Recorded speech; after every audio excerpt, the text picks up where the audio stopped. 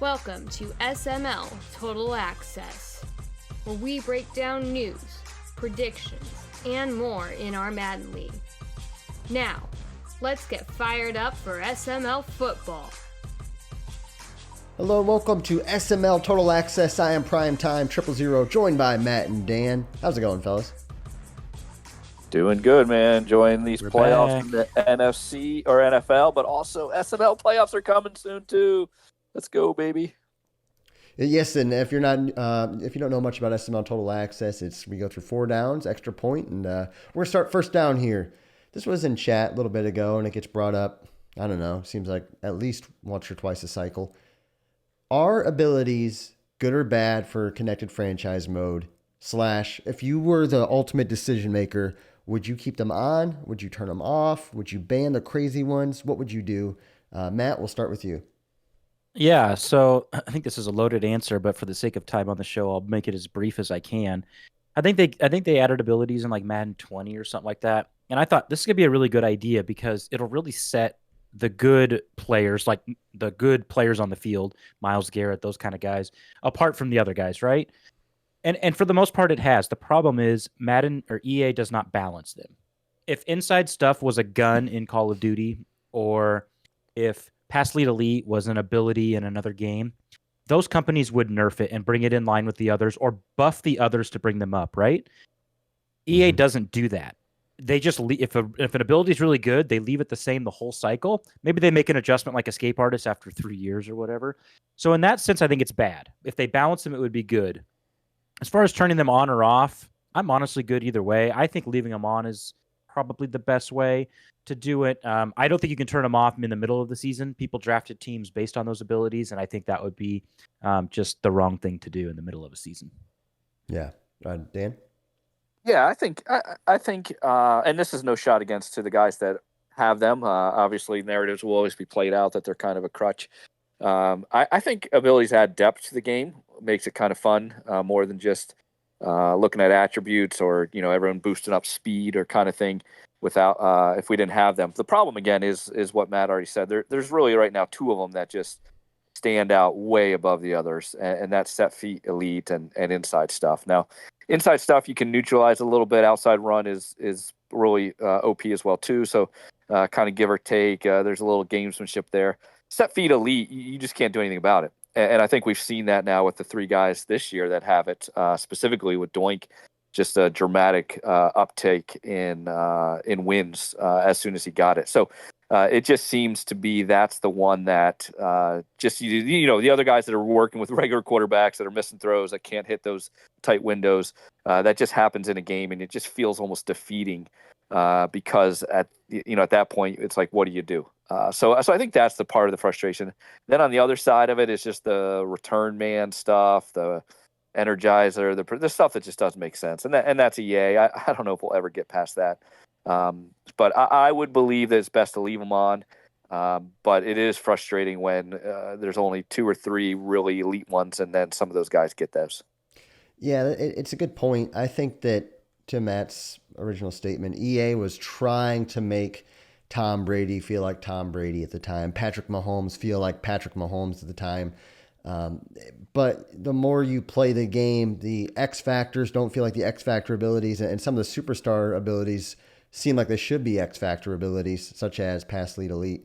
To me, I think you have to leave them on. I think that's a decision that you have to make, like Matt said, probably between cycles. You can't switch it mid-cycle after a team selection draft, after people trade for guys with abilities, people sign guys with abilities. Their whole team construction would be different without abilities. As of now, I don't think we ever plan to take them off at this point. Never say never. But I think overall they're good for the game. I think it does add an element of making superstars feel like superstars outside of just higher overalls. You just hope at some point EA would get their hands on that and maybe fine tune it a little bit more. And back to that Primo real quick, they've actually done better, which is the sad part. They're actually in the best spot. They're just a few things that just make it annoying, I think is the right word. Yeah, and I know there was a point for a while there where people were hoping, we could re-roll certain abilities at a higher overall or do different re-rolls. I think, who's the Falcons quarterback, Ritter or whatever his name is. I mean, Yeah. he's got a few crappy abilities, but like if we had some re-roll rules, this guy could be like a mega star because he's got pass lead elite and I think he's got a few running ones. So thank God we don't have too crazy of re-roll rules, because with the game, how the game's set up with dev boost during the season, obviously during practice, now you can get it end of season goals and training camp. There's a lot of opportunities for dev boost more than ever. So I don't know. I think there's too many superstars, to tell the truth. But moving on, playoff predictions. Who's in? Who's out? Obviously, a lot of interesting storylines with this one. Obviously, I'm on the outside looking in. QP's having an unbeaten season right now. A lot of big stuff going on. Dan, what are you kind of eyeing right now? Yeah, I got a lot more information on the AFC side, obviously, because that's where I'm in the mix of that as well too.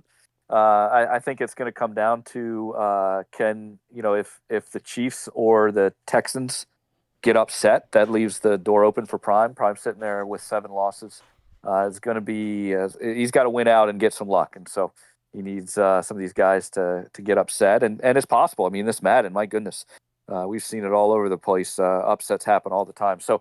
I think that one's going to be fun to watch. The NFC side, it's just I don't know all the tiebreakers and everything, but you've got divisions up for grabs still with the NFC West, the NFC East is still up for grabs. So again, it's wild. It's like we'll talk about it here in a second, but the parity that the NFL wants is in the SML right now. Yep. Everyone seems to have a shot. All these games are going to matter. It's going to be a blast. I think somehow. I think it's going to come down to the Chiefs and the Colts in the AFC. I think Torque's going to get upset, and then I think Prime's going to beat him, and I think it's going to come down to a tiebreaker between the Colts and the Chiefs. NFC, I have no idea. I couldn't even throw anything. I just think the NFC doesn't want Straw to get in. I think he's the most dangerous of the guys out right now. Yeah, so I think the AFC is obviously the more clear picture. I think 5 of these seeds are solidified. The Texans, the Colts, and the Chiefs will battle for that last spot. Gosh, can't imagine a playoffs without Prime, but it doesn't look good. Although, like Dan said, if Torque gets upset and Prime then beats him in their next matchup, Prime would have the head-to-head because he's beat him twice, I believe. Yep. He would. And so yeah, I mean, there's a road for Prime. For the Prime haters, there's a road. It's not a very good one. There's a lot of obstacles in the way, but what I'm looking at in the AFC, and I'm just gonna go out on a limb here. The 4 seed is gonna belong to Mr. KJ Slander. He is only 1 game back of Bean, and Bean plays. Let me get it here. He plays Kansas City, AJ, Filthy, and Fig. So 2 of those teams are going to make the playoffs, in AJ and the Broncos most likely, and then case the Chiefs are no pushover. Fig is, but he could lose 3 of those games, and then KJ, he has Fins and Fig, and then he has Bomber and Q, so he probably loses. But you're looking at a tiebreaker there if KJ loses 2 and Bean loses 3, which I think is very possible. So, and I like the way KJ's playing ball. On the NFC side, it's an absolute mess. I don't know what's going to happen. Dom sitting there in the 70s, getting a force win, but he also plays Doink at the end of the season, so probably a loss there. But I think the rest of his schedule is pretty easy. I know me and Meats have the same record. I play him, I think, in 2 advances. It's a freaking mess. But what I think it's going to come down to is next week, Monty plays Straw. And if you're in the NFC, and honestly, maybe even the AFC, your biggest fan next week is Monty, because you need him to beat Straw. That probably buries Straw's playoff chances. Nobody wants Straw in the playoffs. He almost handed QP his first loss. I don't know who's going to get in, but I'm with Dan. Keep Straw out, and I think both conferences should be asking for that, just more so on the NFC side. Yeah, for me, 2 quick tidbits. Obviously, QP should be the number 1 seed. He's playing like a number 1 seed. He's reigning champ, undefeated. You look at his record. He's going to go for the first 20-0 SML season since the 17-game season. He's got Biz, he's got Matt, Monty, and KJ. that week 16 against Matt and week 17 against Monty is going to be a big one. And Biz can put up a fight as well. And actually QP struggles against KJ. So I think he's dialed in right now and he wants that 20-0. He's playing well with Herbert. So that's going to be an interesting ride to see in the AFC. And obviously I'm a little bit in the dumps right now. I feel like I've kind of bombed the last quarter of the season here. But I don't know. I'm not the type of guy to sit there and be like, oh, the game sucks. I'm going to sit in a dark room and cry about it. Like I want to play another game today. I want to play. I want to get out of this rut. I'm in a shooting slump, but we're going to keep shooting kind of thing. So, and I hope that if things play out the way that I hope they do, and the Chiefs lose and the Texans get one loss before my game, man, you better hope that I lose another one, because I'm going to be dangerous if I get in. I believe that. I'm 500, but I believe I'll be dangerous. So we'll see what happens. Speaking of dangerous, seems like everybody's dangerous. And that brings me to the third down. Parity in the SML. Is this the most parity you guys have seen in the league? What's causing it? Do we have better members now? Is this the most talented the league's ever been? What could it be? Matt, we'll start with you. Yeah, I think the depth of the league is better. I mean, we haven't had a good Jags owner all cycle, and now KP has come in and tore the roof off. We haven't had a good Broncos owner, and Filthy is one of the – I mean, if you haven't seen that guy pass, buy a ticket. He's really good at it. Really good player. But, yeah, the depth is good. We went into this cycle. We knew the AFC was the powerhouse, right? It was the AFC versus Bombers NFC, right? Well, and correct me if I'm wrong, it's season 4, right? Mm-hmm. And we've had Straw in the Super Bowl. We had Woods win the Super Bowl, and then we had Meats. Bomber hasn't even been in it. Wow. Now, obviously, he's having the best season or best cycle on the NFC side, obviously, but he hasn't made it. So the parity is there. Even looking at this season, it looks different than it used to with Doink on top. I mean, we all know why, but still, he's on top. You've got QP just blowing the doors off of everybody, and then Dump's playing really good. Say what you want about his team, he's playing really good. But hey, I think the league is as deep as it's been, and I love it.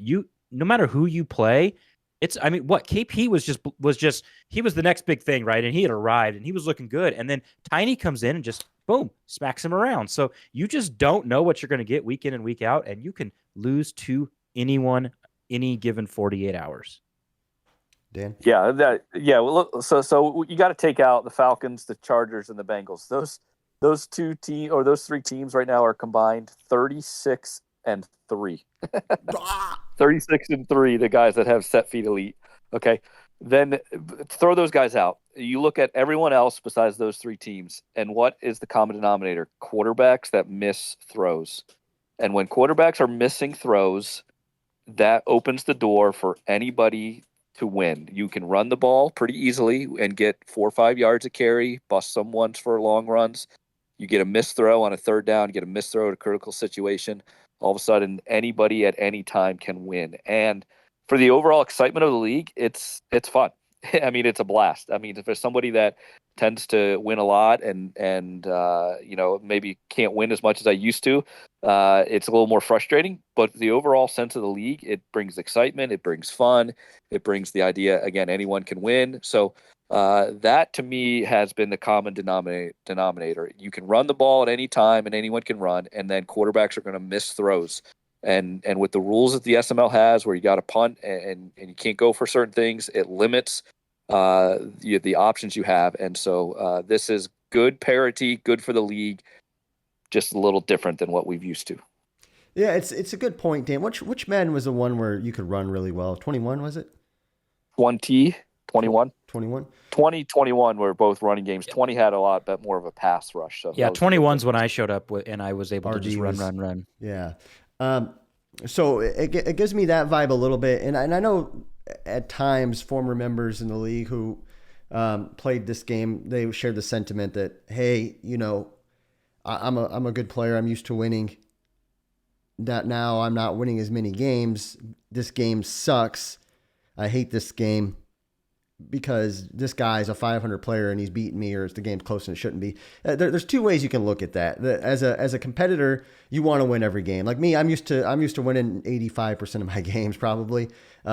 now I have to make sure I'm dialed in, and I think some guys are just used to playing each other too. Like this league has a lot of continuity, and we're all used to each other at this point. So tendencies are kind of studied upon and known. The game, I think, promotes that any given Sunday feel to it. I think it's great for the league. I do. And obviously, I think it's caught me a couple times against guys who maybe I'm cocky, maybe I'm not, but that I think I should have beat and I haven't. And I could point at the game, or I could say, hey, you know what? Like this is great for the SML, because now you have guys who just have to play these games and load up and know they're probably going to lose because they're not good at the game, or load up and know they're going to miss the playoffs. Now it's week 16, and I don't know. I'm not good at numbers. I haven't checked before we went on the show, but I bet well over half the league is in the playoff picture.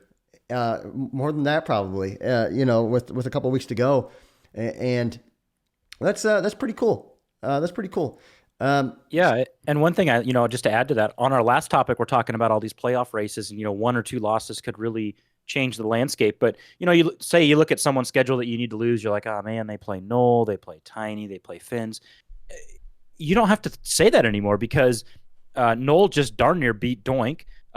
Tiny's on a roll. Finns just beat Bomber. You really don't know, so it just adds so much extra drama to these late season games, because you just can't, there's no guaranteed win anymore. So yeah, it's cool. Great. It is cool. It's just, I think for OG, like Madden players who are used to winning, it's an adjustment, and it can get frustrating. So let's spread the love a little bit. Dan, who are you spreading all over? Yeah, I'll spread my love. No surprise here, but I got to go out to KP, man. Gets a first season here into the SML and goes right into the GOAT's division. Not only does he take the GOAT's division from him, then he purposely, I'm going to say purposely, I don't have any inside information, but from an outsider, purposely loses his torque, which screws Prime over again.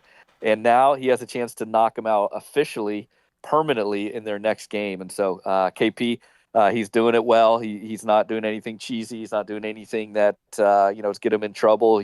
He's fit into the integration of the community. Yep. And so hats off to KP, and what a great start here. Yeah, I'm gonna go with Dump. Dump kind of came out of the team draft, a little bumpy, right? He kind of acted like he took a bullet for the league by taking the Bengals, and wasn't a really good look. But and now we call it the Mutt team. He's got Burrow, who's just incredible. He got like 2 dev bumps in 1 week, and he's gotten so many of them.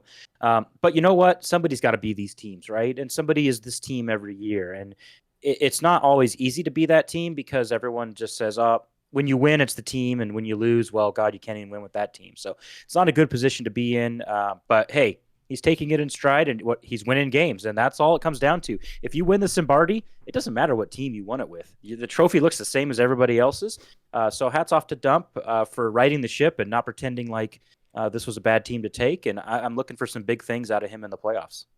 Yeah, that's a good point. There's a couple guys with multiple Simbardis in this league, or even in a cycle, who had crazy, crazy teams. And after a season, or after that cycle's over and you're back at it, like no one even remembers that you had that. They just like, oh wow, this guy's a champion, So for me, I'm going to spread my love on AJ. Actually, I've always liked AJ. I thought he was going to be the next big thing. Then he kind of hit some rocky roads, and everybody kind of. They were digging his grave, and he's bounced back this year. He's 8-6. He's not playing as good as he was last cycle, but he's on about a 4-game win streak, and he's got a chance to make the playoffs. He's just a good guy. He does it the right way. No cheesy stuff. Also reminds me of myself a little bit. Doesn't study, just kind of picks up the controller and plays. Primer admin as well. Does a lot of he's just always a positive guy. And I'm going to throw another one out here just because I'm trying to be in a good mood and force myself to be in a good mood, even though I'm probably going to miss the playoffs. Straw Blacks. I don't know if you guys listen to him commentate or if you guys have ever listened to him on a podcast, but I'll say this. It seems like I can hear the guy smile all the time. Like you can literally hear his smile. I feel like I could shoot his dog and he's going to be happy. I wish I had the personality type of Straw Blacks, because he's just always a positive guy and bringing good vibes to our chat. So that's my watch him That's a good point. Watch him on primetime. When he talks, he smiles. He doesn't. He never talks and not be smiling on that show. So I agree. Good stuff, guys. Matt, what's your Matt 5?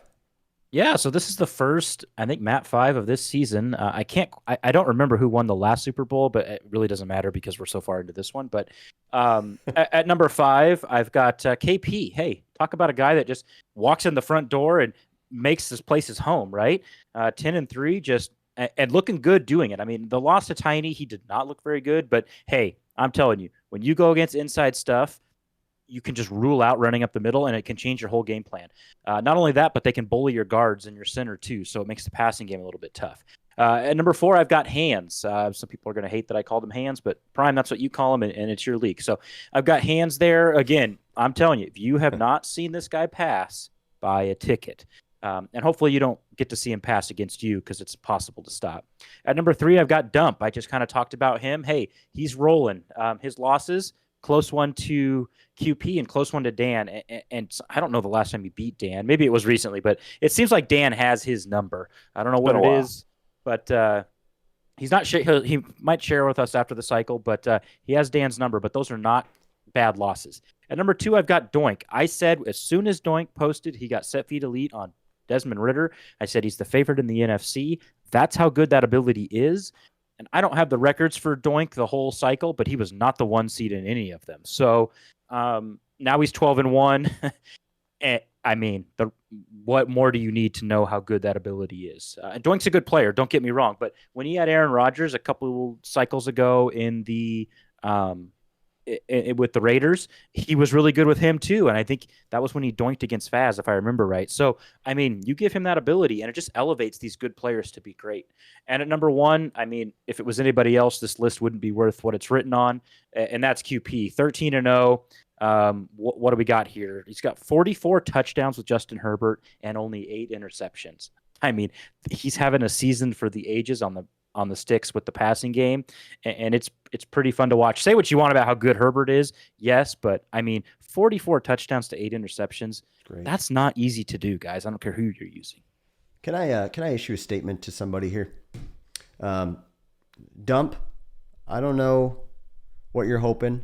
I don't know if you're a praying man or who you pray to, but there's a chance I could become the number 7 seed by the grace of whoever you pray to, whether it's Yahweh, whether it's Allah, whether it's Clint Oldenburg, whether it's Zeus, Poseidon, Ares. I don't know who you pray to, but you better pray that the Colts don't get the number 7 seed because I'm going to rip your throat out in the wild card round. You better believe that.